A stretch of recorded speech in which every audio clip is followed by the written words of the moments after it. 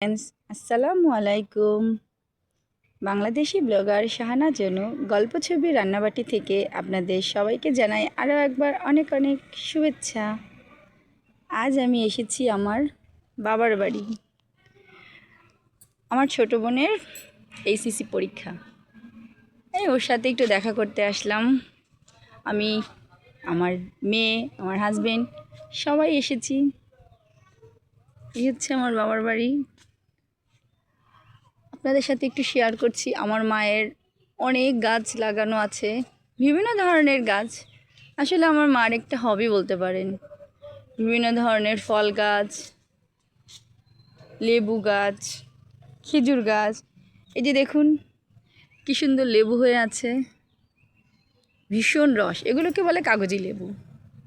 এই যে দেখুন কাঁঠাল, নতুন গাছ অথচ কাঁঠালগুলো যা সুন্দর না। এই যে দেখুন কামরাঙা, অনেক কিছু। এটা একটা পুকুর, এই পুকুরে অনেক মাছ আছে। মাঝে মাঝে আমার মেয়েরা এসে বড়শি দিয়ে ধরে। এই দেখুন পেয়ারা।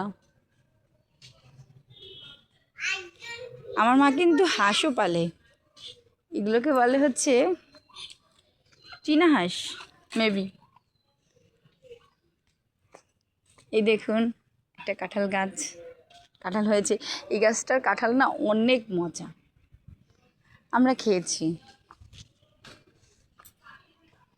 আমার ছোটো বোন বেশি একটা পছন্দ করে না কাঁঠাল খেতে। মা প্রায় আমাদের বাসায় কাঁঠাল পাঠায়। আমার আর আমার মায়ের বাসা কাছাকাছি, বেশি দূর না, অল্প সময় লাগে যেতে।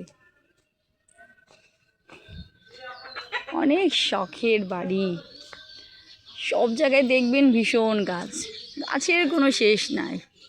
আমার মা মুরগিও পালে, দেখুন মুরগিও আছে, হাঁস মুরগি সব কিছু। আসলে একা মানুষ তো, এইসব কেটেই সময় চলে যায় তার। এই দেখুন কত কামরাঙ্গা পড়ে আছে গাছে, কামরাঙ্গার কোনো অভাব নেই, প্রচুর কামরাঙ্গা।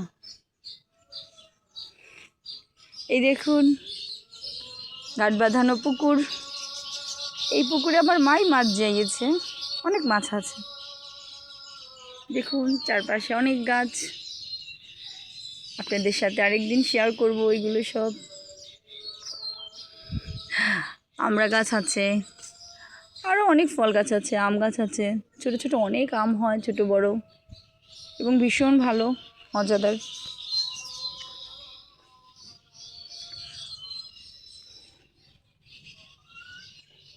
চলে আসবেন আমার বাবার বাড়ি বেড়াতে,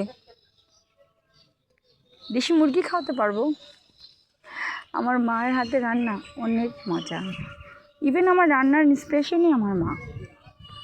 আমার মায়ের ইন্সপিরেশনেই আমি রান্নাটা আসলে আগ্রহী, শখও বলতে পারেন, পাশে আমার মায়ের সাপোর্ট, ব্যাস দুই মিলিয়েই হয়ে গেল।